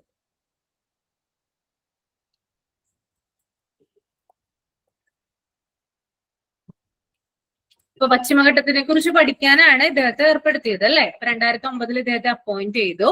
തുടർന്ന് 2 വർഷത്തിന് ശേഷം എന്ത് ചെയ്തു? ഈ മാധവ് ഗാഡ്ഗിൽ കമ്മിറ്റി, അതായത് ഈ മാധവ് ഗാഡ്ഗിൽ എന്ന് പറയുന്ന ആ ഒരു വ്യക്തി ഈ ഒരു പശ്ചിമഘട്ടത്തിനെ കുറിച്ച് വിശദമായിട്ട് പഠിച്ച് സർക്കാരിന് റിപ്പോർട്ട് കൈമാറി. ഓക്കെ, റിപ്പോർട്ട് അയച്ചു. ആ വർഷം എന്നായിരിക്കും? അപ്പൊ ഞാൻ പറഞ്ഞു 2 വർഷം ആഫ്റ്റർ ആണ് അല്ലെ, ആഫ്റ്റർ 2 years. 2011 കേട്ടോ. അപ്പൊ അത് എഴുതാം കേട്ടോ. മാധവ് ഗാഡ്ഗിൽ കമ്മിറ്റി കേന്ദ്രത്തിന് റിപ്പോർട്ട് അയച്ചത് 2011 ഓഗസ്റ്റ് 31. 2011 ഓഗസ്റ്റ് 31. ഓക്കെ,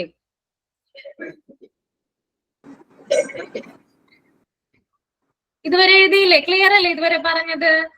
എഴുതി മിസ്. എഴുതി, ക്ലിയർ ആണ് അല്ലെ? ഓക്കെ, ഇനി ലാസ്റ്റ് പോയിന്റ് ഒന്നുകൂടെ പറയൂ മിസ്സേ.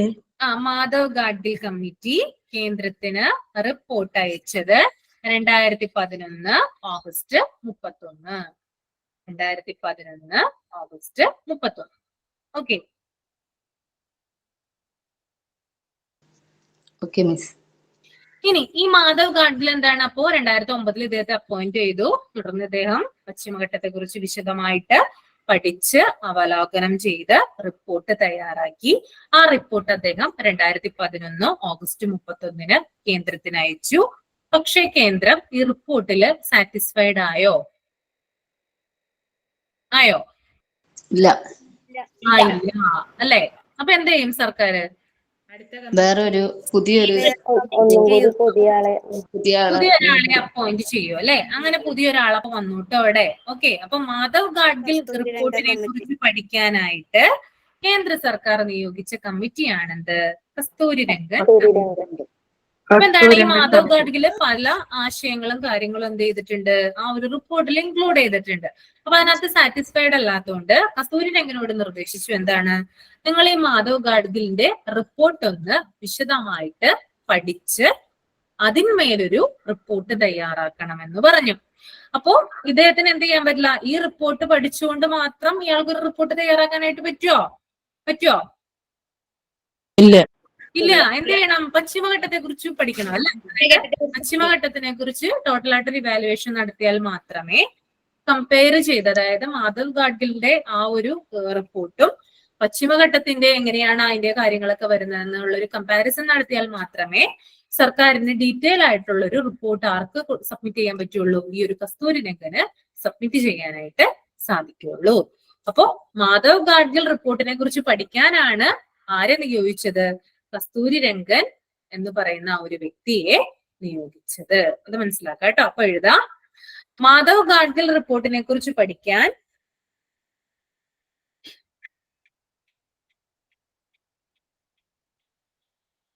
കേന്ദ്ര സർക്കാർ നിയോഗിച്ച കമ്മിറ്റി. കേന്ദ്ര സർക്കാർ നിയോഗിച്ച കമ്മിറ്റി.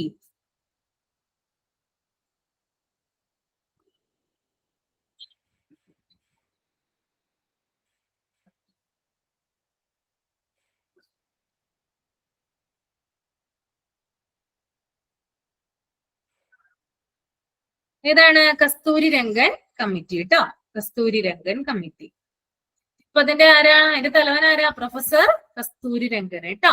കസ്തൂരി രംഗൻ എന്ന് പറയുന്ന ഒരു വ്യക്തിയാണ് എന്ത് വരുന്നത്? ഇതിന്റെ തലപ്പത്ത് വരുന്നത് കേട്ടോ. കസ്തൂരി രംഗൻ കമ്മിറ്റി.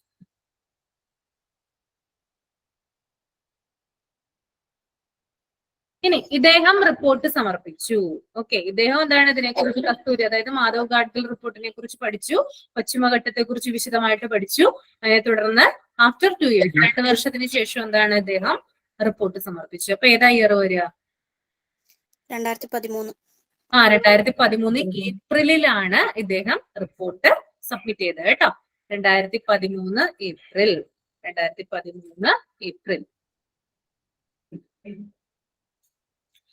ഓക്കെ, അപ്പൊ ഈ ഒരു റിപ്പോർട്ടിന്റെ പശ്ചാത്തലം, അതായത് ഈ ഒരു റിപ്പോർട്ട്, അതായത് നമ്മൾക്കിപ്പോ വെള്ളപ്പൊക്കമൊക്കെ വന്നല്ലോ, പ്രളയമൊക്കെ വന്നപ്പോൾ ഏറ്റവും കൂടുതൽ ചർച്ചാ വിഷയമായ ഒന്നാണ് കസ്തൂരി രംഗൻ റിപ്പോർട്ട് എന്ന് പറയുന്നത്. കാരണം ആ ഒരു റിപ്പോർട്ടില് വളരെയേറെ പരാമർശിച്ചിരിക്കുന്ന ഒന്നാണ് എന്താണ് ഈ ഒരു പശ്ചിമഘട്ടം, അതിനുണ്ടായേക്കാവുന്ന, അതായത് അതില് ഉണ്ടാകുന്ന അതായത് മാനുഷികപരമായിട്ടുള്ള മനുഷ്യൻ നടത്തുന്ന പ്രവർത്തനങ്ങള് ആ ഒരു പശ്ചിമഘട്ടത്തെ എങ്ങനെ ബാധിക്കുന്നു, അത് കേരളത്തിലെ എത്രത്തോളം എഫക്ട് ചെയ്യുന്നു, കേരളത്തിന്റെ തന്നെ എന്താണ് മലയോര പ്രദേശങ്ങളെ ഇതെങ്ങനെ ബാധിക്കുന്നു എന്നൊക്കെ എന്തിൽ ഇതാക്കിയിട്ടുണ്ട്, ഈ ഒരു കസ്തൂരി രംഗൻ റിപ്പോർട്ടില് പ്രത്യേകം പരാമർശിച്ചിട്ടുണ്ട്. അപ്പോ ആ ഒരു റിപ്പോർട്ടില് പ്രത്യേകം അദ്ദേഹം പരാമർശിച്ചിരിക്കുന്ന വേറെ ഒന്നാണെന്ത്, ഈ പശ്ചിമഘട്ടത്തില് ഉൾപ്പെടുത്തിയിരിക്കുന്ന പരിസ്ഥിതി ലോല പ്രദേശങ്ങളുടെ എണ്ണം.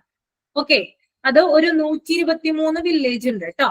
കേരളത്തിൽ ഒരു 123 ഗ്രാമങ്ങളിലാണെന്ത് ഈ ഒരു പരിസ്ഥിതി ലോല പ്രദേശങ്ങൾ എന്ന് പറയുന്നത്. അവിടെ പ്രത്യേകിച്ച് എന്താണ് വലിയ വലിയ രീതിയിലുള്ള വ്യാവസായികമായിട്ടുള്ള കാര്യങ്ങളൊന്നും ചെയ്യാൻ പാടില്ല, നിർമ്മാണ പ്രവർത്തനങ്ങൾ നടത്താനായിട്ട് പാടില്ല, അങ്ങനെയൊക്കെ പരാമർശിച്ചിട്ടുണ്ട്. അതുകൊണ്ടാണ് ആ 123 വില്ലേജിനെ എന്താക്കി മാറ്റിയേക്കണേ, പരിസ്ഥിതി ലോല മേഖലയാക്കി മാറ്റിയേക്കണത്. അത് അങ്ങനെ തന്നെ സംരക്ഷിക്കണം. അതിനകത്ത് ഏറ്റക്കുറച്ചിലുകളൊന്നും തന്നെ വരാനായിട്ട് പാടുള്ളതല്ല. അതായത് നിർമ്മാണ പ്രവർത്തനങ്ങൾ കൂടുതലായിട്ട് നടത്താൻ പാടില്ല.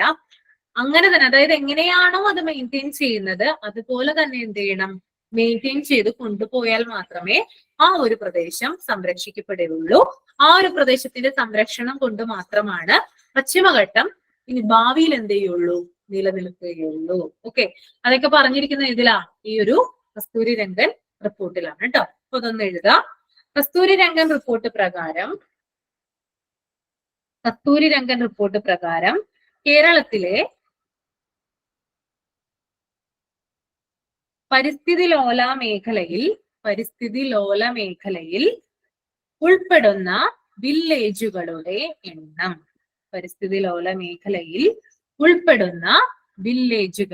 എണ്ണം, എത്രയാ വരുന്നേ? 123. 123. ഓക്കെ,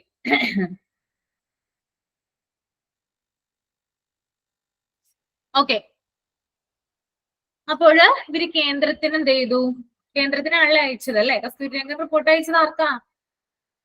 കേന്ദ്രത്തിനാണ്. അപ്പൊ കേന്ദ്രത്തിന് അയച്ചു. അപ്പൊ എന്താണ് കേരളത്തിലെ കാര്യങ്ങൾ അവിടെ പറയുന്നുണ്ട്, പ്രത്യേകം പരാമർശിച്ച് പറയുന്നുണ്ട് അല്ലെ, പ്രത്യേകിച്ച് വില്ലേജുകളൊക്കെ പറയുന്നുണ്ട്. ഓക്കെ, അപ്പൊ എന്ത് ചെയ്യും കേന്ദ്രം? അവിടുന്ന് എന്ത് പാസ്സാക്കും? അവിടുന്ന് തിരിച്ചവർക്ക് ചെയ്യും മറുപടി കൊടുക്കാനായിട്ട് ഒരു ലെറ്റർ അയക്കും അല്ലെ? നല്ല ലെറ്റർ അയക്കും. ആ ലെറ്റർ അയച്ചതിനെ തുടർന്ന് എന്താണ് കേരളത്തിന് ഒരു ലെറ്റർ കിട്ടി. ആ ലെറ്ററിലെ കസ്തൂരി രംഗനെ കുറിച്ച് പറയുന്നുണ്ട്, അദ്ദേഹത്തിന്റെ റിപ്പോർട്ടുകളെ കുറിച്ചിട്ടൊക്കെ പറയുന്നുണ്ട്. അപ്പൊ ഇത് കേരള സർക്കാർ പരിശോധിച്ചപ്പോൾ ഇത് നടപ്പിലാക്കുന്നത് എത്ര ബലവത്താണെന്ന് അവർക്കറിയില്ല. കാരണം കസ്തൂരി രംഗൻ റിപ്പോർട്ട് പ്രകാരം ആ ഒരു കേരളത്തിലെ 123 വില്ലേജ് എന്ന് പറയുന്നത് ആ ഒരു വില്ലേജുകളെ നന്നായിട്ട് എന്ത് ചെയ്യണം, സംരക്ഷിക്കണം. പക്ഷെ അതുപോലെ എന്ത് ചെയ്യും, വികസന പ്രവർത്തനങ്ങൾ അവിടെ നിന്ന് പോകും അല്ലെ? ഓക്കെ, അങ്ങനെയുള്ള പ്രദേശങ്ങളെ സംരക്ഷിച്ചാൽ എന്ത് ചെയ്യും, വികസന പ്രവർത്തനങ്ങൾ അവിടെ ഉണ്ടാവില്ല. അപ്പൊ അത് എത്രത്തോളം കേരളത്തിൽ എഫക്റ്റീവ് ആവുമെന്ന് അറിയില്ല. അപ്പൊ സർക്കാർ എന്ത് ചെയ്തു, ഇത് അതായത് ഈ കസ്തൂരി രംഗൻ റിപ്പോർട്ട് പ്രകാരം പറഞ്ഞിട്ടുള്ള കാര്യങ്ങള് ഈ ഒരു കേരളത്തിൽ നടപ്പിലാക്കാൻ പറ്റുമോ എന്നറിയാൻ വേണ്ടിയിട്ട് കേരള സർക്കാർ ഒരു വ്യക്തിയെ നിയമിച്ചു. ഓക്കെ, ആ വ്യക്തിയുടെ പേരാണെന്ത്, ഉമ്മൻ വി ഉമ്മൻ കേട്ടോ. അയാളുടെ കമ്മിറ്റിയുടെ പേരാണ് ഉമ്മൻ വി ഉമ്മൻ കമ്മിറ്റി. നമ്മുടെ ഉമ്മൻചാണ്ടി അല്ല കേട്ടോ, വേറൊരു വ്യക്തിയാണ് അദ്ദേഹം. ഓക്കെ, ഉമ്മൻ വി ഉമ്മനാണ് ആര് നിയമിച്ചത്, ഈ കേരള സർക്കാർ നിയമിച്ച കമ്മീഷൻ കേട്ടോ. അപ്പോ അദ്ദേഹത്തിനോട് പറഞ്ഞു, എന്ത് പറഞ്ഞു, അതായത് ഈ ഒരു കസ്തൂരി രംഗൻ പറയുന്നത് അനുസരിച്ചിട്ട് ഈ പശ്ചിമഘട്ടത്തിലെ കാര്യങ്ങൾ നടപ്പിലാക്കാൻ പറ്റുമോ എന്ന് നോക്കാനായിട്ട്, അതിനെക്കുറിച്ചൊരു റിപ്പോർട്ട് ഉണ്ടാക്കാനായിട്ട് ആരോട് പറഞ്ഞു, ഈ ഒരു ഉമ്മൻ വി ഉമ്മനോട് പറഞ്ഞു. ശരിക്കും എന്ത് ചെയ്തില്ല, അത് ബലവത്താക്കിയിട്ടില്ല കേട്ടോ. ഇപ്പോഴും എന്ത് ചെയ്യാണ്, പെൻഡിങ് ആണ്, ബലവത്താക്കിയിട്ടില്ല. അതായത് ഇങ്ങനെ പഠിച്ചുകൊണ്ടിരിക്കുകയാണ് എന്താ ചെയ്യേണ്ടത്. കാരണം ബലവത്താവുകയാണെങ്കിൽ അധികം പ്രശ്നങ്ങളൊന്നും ഉണ്ടാവില്ല. ആ റിപ്പോർട്ടിൽ എന്താണോ പറഞ്ഞിരിക്കുന്നത് അതുപോലെ ചെയ്തു കഴിഞ്ഞാൽ നമുക്ക് ഭാവിയിൽ നല്ലതാണ്. ഓക്കെ, അപ്പൊ ഒന്ന് എഴുതുക കേട്ടോ. കസ്തൂരി രംഗൻ റിപ്പോർട്ട് നടപ്പാക്കുന്നതിനെ കുറിച്ച് പഠിക്കുവാൻ, ഇത് സംസ്ഥാന സർക്കാരാട്ടോ നിയോഗിക്കുന്നത്. മറ്റേത് രണ്ടും ആരാ നിയോഗിച്ചേ? കേന്ദ്രം. കസ്തൂരി രംഗൻ റിപ്പോർട്ട് നടപ്പാക്കുന്നതിനെ കുറിച്ച് പഠിക്കുവാൻ സംസ്ഥാന ഗവൺമെന്റ് നിയോഗിച്ച വ്യക്തിയാണ് ഡോക്ടർ ഉമ്മൻ വി ഉമ്മൻ കേട്ടോ. Doctor Oommen V Oommen.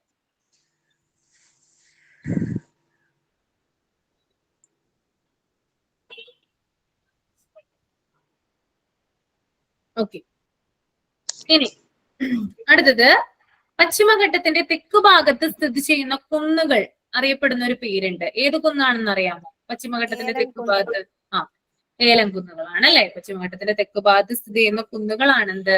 ഏലം കുന്നുകൾ എന്ന് പറയുന്നത്. ഇനി പശ്ചിമഘട്ട മലനിരയിലുള്ള ഏറ്റവും വലിയ പട്ടണം ഏതാ? ഏതാ?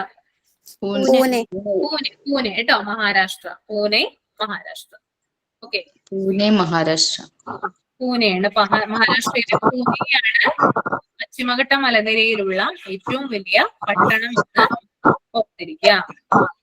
ഓക്കെ, അപ്പൊ ഇത്രയും എടുക്കുന്നുള്ളൂ. നെക്സ്റ്റ് ക്ലാസ്സിൽ എടുക്കാം. ഞാൻ നിങ്ങളോട് ചോദ്യം ചോദിക്കുമെന്ന് പറഞ്ഞിരുന്നു. ചോദിക്കട്ടെ? ഓക്കെ, ചോദിക്കാം. മിസ്, ആ കുന്നേതാ ഇപ്പം പറഞ്ഞേ? പശ്ചിമഘട്ടത്തിന് തെക്ക് ഭാഗത്ത് സ്ഥിതി ചെയ്യുന്ന കുന്ന്? അത് ഏലംകുന്നാണ് തെക്ക് ഭാഗത്ത് സ്ഥിതി ചെയ്യുന്ന കുന്നുകള് കേട്ടോ, ഏലംകുന്നുകള്. എന്നാല് പശ്ചിമഘട്ട മലനിരയിലുള്ള ഏറ്റവും വലിയ പട്ടണം ഏതാണെന്ന് ചോദിച്ചാൽ അത് പൂനെയാണ്. പശ്ചിമഘട്ടം ഇപ്പൊ 6 സംസ്ഥാനങ്ങളിലൂടെ കടന്നു പോകുന്നില്ലേ? 6 സംസ്ഥാനങ്ങളിൽ വെച്ചിട്ട് ഏറ്റവും വലിയ പട്ടണം ഏതാണെന്ന് ചോദിച്ചാല് പൂനെയാണ്. പശ്ചിമഘട്ട മലനിരയിലുള്ള ഏറ്റവും വലിയ പട്ടണം പൂനെ, മഹാരാഷ്ട്ര. അപ്പോ ഉയരം പഠിക്കണ്ട കേട്ടോ. ഉയരം ഞാൻ നോക്കിയിട്ട് പറഞ്ഞിട്ട് പഠിച്ചാൽ മതി. ഓക്കെ, ഉമ്മൻ വി ഉമ്മൻ കമ്മിറ്റിയുടെ വർഷം? ഉമ്മൻ വി ഉമ്മൻ കമ്മിറ്റിയുടെ വർഷം ഞാനിവിടെ എഴുതിയിട്ടില്ല കേട്ടോ. നിങ്ങൾ കണ്ടിട്ടുണ്ടോ ഉമ്മൻ വി ഉമ്മന്റെ വർഷം കൊടുത്തിട്ടുണ്ടായിരുന്നു എവിടെയെങ്കിലും? അറിയില്ല അല്ലെ? ഇങ്ങനെ കണ്ടിട്ടില്ല. ഡീറ്റെയിൽ ആയിട്ട് അങ്ങനെ ചോദിക്കില്ല കേട്ടോ. ഈ മാധവ് ഗാഡ്ഗിൽ അതുപോലെ കസ്തൂരി രംഗൻ ഇവരുടെ ഇയർ ആണ് കൂടുതലായിട്ട് കണ്ടുവരുന്നത്. ഓക്കെ, ഇന്ത്യയുടെ ധാതു കലവറ എന്നറിയപ്പെടുന്ന പീഠഭൂമി ഏതാ? ഉപദ്വീപീയ പീഠഭൂമി അല്ലേ? ഓക്കെ, ആണോ? ഉപദ്വീപീയ പീഠഭൂമിയാണോ ധാതു കലവറ? ഏതാ? ഛോട്ടാ നാഗ്പൂർ പീഠഭൂമി.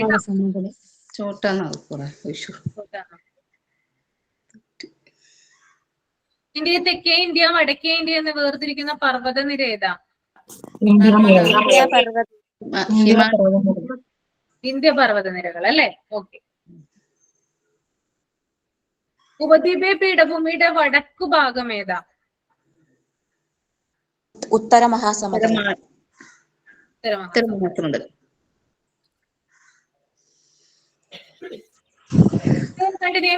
കണ്ടിനെയും വേർതിരിക്കുന്ന പർവ്വതനിര? കൈമൂർ. ഓക്കെ. ബുന്ദേൽഖണ്ഡിനെയും ബാഗേൽഖണ്ഡിനെയും കൈമൂറിനെയും ഒരുമിച്ച് പറയുന്ന പേര്? ഓക്കെ. ഇനി സത്പുരയിലെ ചുരത്തിന്റെ പേരെന്ന് പറഞ്ഞേ?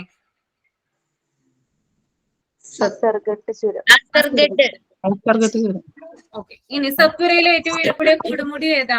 ഏറ്റവും ഉയരം കൂടിയ കൊടുമുടി?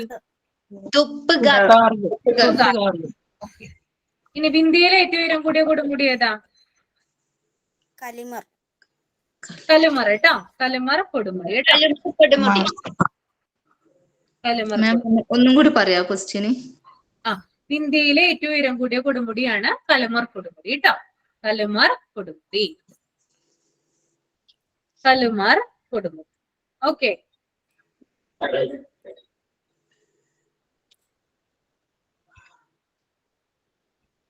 ഈ ഛോട്ടാ നാഗ്പൂർ പീഠഭൂമിയിൽ തന്നെ ചെറിയ ചെറിയ പീഠഭൂമികളുണ്ട്. അതൊക്കെ ഏതാ? ഹസാരിബാഗ്, കൊഡർമ, ഓക്കെ. പിന്നെ ഉപദ്വീപീയ പീഠഭൂമിയുടെ വിസ്തൃതി എത്രയാ വരുന്നേ? 1.5 ലക്ഷം. 15 ലക്ഷം കിലോമീറ്റർ.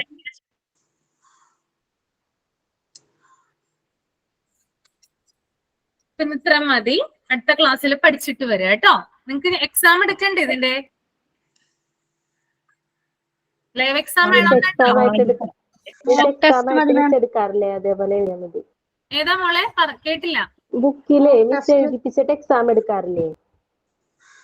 എന്താ എക്സാം എടുക്കാറുണ്ടെന്നോ? അല്ല, മിസ് ഒരു ക്ലാസ്സിലെ ബുക്ക് എടുത്തിട്ട് എഴുതാൻ പറഞ്ഞായിരുന്നു. അങ്ങനെ എക്സാം എടുക്കില്ലേ? അതേപോലെ നെക്സ്റ്റ് ക്ലാസ്സിൽ എടുക്കാം. അങ്ങനെയാണെങ്കിൽ കുറച്ചുകൂടെ നന്നായിരുന്നു. ഇത് എല്ലാരും കൂടി പറയുമ്പേ നെക്സ്റ്റ് ക്ലാസ്സിൽ എടുക്കാം കേട്ടോ. അങ്ങനെ എടുക്കാമെന്ന്. ഓക്കെ. ഓരോരുത്തരോട് എഴുതാൻ പറഞ്ഞാൽ മതി. 1 മണിക്കൂറാണല്ലോ ടൈം പറഞ്ഞിരിക്കുന്നത്. അപ്പൊ അതുകൊണ്ടാണ് ഞാൻ അത്രയും ടൈം പോവല്ലോ എന്ന് വെച്ചിട്ടാണ്. നിങ്ങൾക്ക് കുഴപ്പമില്ലെങ്കിൽ ഞാൻ എടുക്കാം. റെഡിയാണ് കേട്ടോ. അതാകുമ്പോ എല്ലാരും പഠിച്ചോളൂ. ഇതുവരെ എടുത്തതാ? ഇല്ല, ഈ ഉത്തര മഹാസമതലം, പിന്നെ ഈ ഉപദ്വീപീയ പീഠഭൂമി, ഓക്കെ. അതിനകത്ത് പശ്ചിമഘട്ടം വരെ കേട്ടോ. ഇനി പൂർവഘട്ടം ഉണ്ട്, അതവിടെ നിൽക്കട്ടെ, അത് പിന്നെ എടുക്കാം. അപ്പൊ ഞാൻ എടുത്ത ഉത്തര മഹാസമതലം 9th SCERT സിലബസിൽ ഉണ്ടാവൂലേ? 9th ടെക്സ്റ്റിൽ ഉണ്ടാവുമോ? കുറച്ചൊക്കെ ഉണ്ടാവുള്ളൂ. എല്ലാരും ഉണ്ടാവണം എന്നില്ല കേട്ടോ. ഇല്ല, എല്ലാ പോയിന്റ്സ് ഉണ്ടാവില്ല. കുറച്ച് കാര്യങ്ങളുണ്ട്. എന്താ?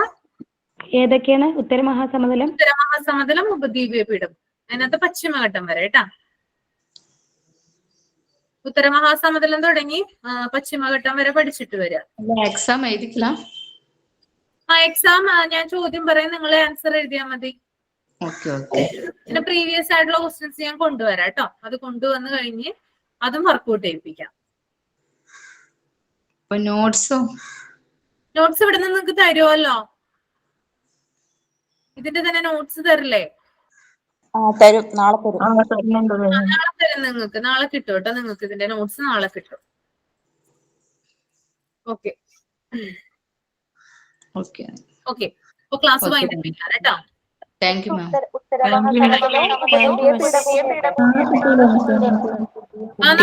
നാളെ രാവിലെ കിട്ടും കേട്ടോ. ഞാനിവിടെ കൊടുത്തു. എക്സാമിന്റെ പോർഷൻസ് ഒന്നുകൂടി പറയാമോ? ഉത്തര മഹാസമതലം പഠിക്കുക, പിന്നെ ഉപദ്വീപീയ പീഠഭൂമിയില് ഇപ്പൊ ഞാൻ എടുത്ത പശ്ചിമഘട്ടം വരെ പഠിച്ചിട്ട് വരിക. ഓക്കെ. അടുത്ത ക്ലാസ്സിൽ കേട്ടോ. Next Friday. Okay. Thank you. നിങ്ങള് ഉയരം പഠിക്കരുത് കേട്ടോ. ഉയരം ഇപ്പൊ പഠിക്കണ്ട. അത് ഒഴിച്ചിട്ടുള്ള ബാക്കിയെല്ലാം പഠിച്ചിട്ട് വരാം. ഓക്കെ. Thank you means. പിന്നെ 1200 മാം പറഞ്ഞില്ലേ? ഇതിന്റെ അത് ഇപ്പൊ അത് പഠിക്കണ്ടെന്നല്ലേ മാം പറഞ്ഞത്? 1600 അല്ല, 150 മീറ്റർ പറഞ്ഞില്ല, ഉയരം പറഞ്ഞിട്ടില്ലേ? അതാണ് പഠിക്കേണ്ടത് പറഞ്ഞത് കേട്ടോ. 150 മീറ്റർ അത് പഠിക്കണ്ട. ബാക്കിയെല്ലാം പഠിച്ചു കേട്ടോ. അത് 1200 മീറ്റർ വരുന്നത് ഒന്ന് ഏതായിരുന്നു? 1600 കിലോമീറ്റർ നീളം വരുന്നതാണ് കേട്ടോ. 1600 കിലോമീറ്റർ നീളമാണ് വ്യാപിച്ചിരിക്കുന്നത്. ഉയരത്തിന്റെ കാര്യത്തിലാണ് 150 മീറ്റർ സംശയം പറഞ്ഞത്. അത് 1600 വരുന്നത് ഏതിൻ്റെതാ? അത് പശ്ചിമഘട്ടത്തിന്റെ നീളം വരുന്നത് ശരാശരി നീളം കേട്ടോ. ഓക്കെ. ശരി. ഓക്കെ. Thank you ma'am.